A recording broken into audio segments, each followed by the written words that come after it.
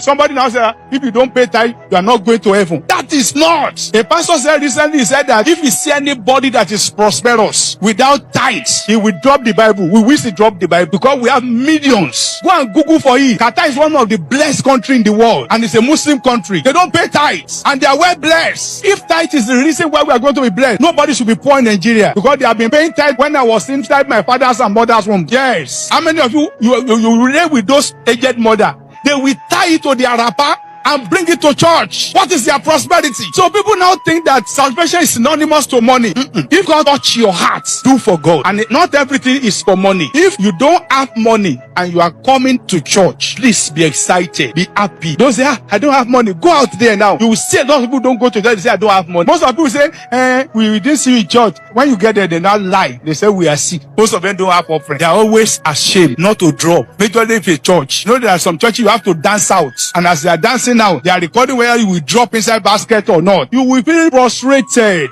Church is not primarily to collect money. Let me tell you, the first auditorium that we can call Christian gathering was built after over 200 years that the apostles believed and started preaching. Over 200 years after. But now we put burdens on people. That's why some people will never go to church that is not well completed because they know there will be too much money in the church that is under construction. Today cement, today tiles, today wood, today pan. So that is not the reason why we gather. And let me tell you, people that are rich in the church, they now see it as if they are above somebody who is not rich. My dear, if you don't have money, be excited. It's the same God, both the poor and the rich. Salvation is what go around. Money doesn't go around. God bless you. 2 Corinthians chapter 9 verse 7. Kí olúkúlùkù ènìyàn kí ó ṣe gẹ́gẹ́ bí ó ti pinnu ní ọkàn rẹ̀. Kì í ṣe àfiẹkúnṣe tàbí láì gbọdọ̀ má ṣe nítorí Ọlọ́run fẹ́ onídìdùn ọlọ́rẹ. That is the standard of the Bible in New Testament. A lot of people normally say, is tithe necessary? Tithe is compulsion under the Old Testament. But this verse has nullified it. Tithe was practiced under the religion of Judaism, introduced in the days of Moses. So the other tribe can cater for the Levites that are not working. But in Christianity, the standard set is what you read. Can I get another version of the Bible? Let each man do according as he has proposed act, not grudgingly, or of necessity. Of necessity. For God loveth the cheerful. Thank you. For God loves a cheerful giver. When you come to altar to say, if you don't give, you will be like this. That's not Christianity. It may be in another religion, but not inside Christianity. It is boldly written in Exodus that you don't come to me empty-handed. That is Exodus. People appear before Jesus empty-handed, though. He was the one who fed them. So don't say because I don't have offering, I will not go to church. But like people have said, it's for our convenience.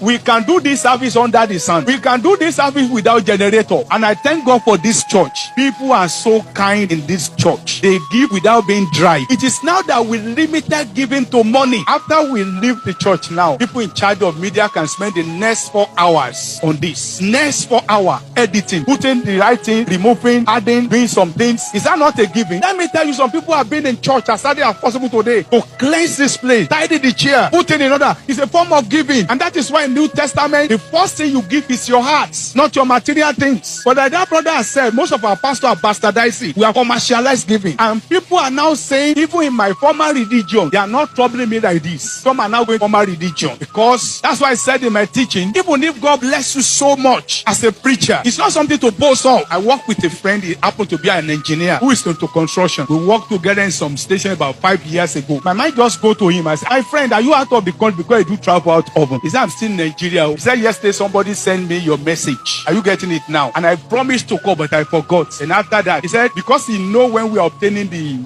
approval plan for this auditorium. He said, what is the stage of the church now? It's not our member. Hear me very well. It's not our member. And towards the conclusion of the thing, he said, please, sir, send the church out. Send your account number. He even referred to my own. I quickly called the director of admin. Please send church account number to me. He sent it to me. And the guy sent money. That's what we call a cheerful giving. It's not until you force somebody